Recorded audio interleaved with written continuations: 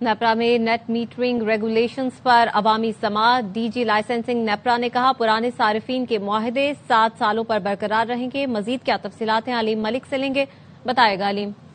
जी, DG licensing ने आज जब उसमें समाअत हुई तो उसने बताया कि गुज़िश्ता 2 साल में सोलराइजेशन में बहुत इजाफा हो गया है और सालाना बुनियादों पर जो सोलराइजेशन है वो उसमें 3% तक इजाफा हो रहा है। और अगर यही सूरत हाल है वो ये है कि सोलर की पैदावार 6000 मेगावाट तक पहुंच चुकी है। लोगों ने गैर कानूनी तौर पर खुद से भी सलाहियत में इजाफा कर लिया है।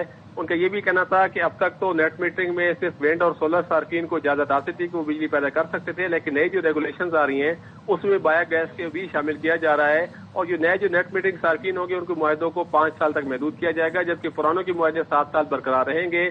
ये भी कहा जो पीपीएमसी है उनकी जानिब से कहा गया कि जो सार्फिन है वो अब सोलर सिस्टम लगाकर जो प्रोटेक्टेड कैटेगरी है जिसको सब्सिडी दी जा रही है और इन सार्फिन के बायस जो ग्रेड है वो आदम इस्तेकाम पर शिकार हो रहा है। जो पीपीएमसी का ये भी कहना था कि इस वक्त प्रोटेक्टेड सार्फिन की तादाद दुगनी हो चुकी है और जिस तरह सोलराइजेशन बढ़ चुकी है, यह 2034 में नेट मीटरिंग सार्फिन की तादाद जो है वो 14000 मेगावाट तक इनकी प्रोडक्शन पहुंच जाएगी।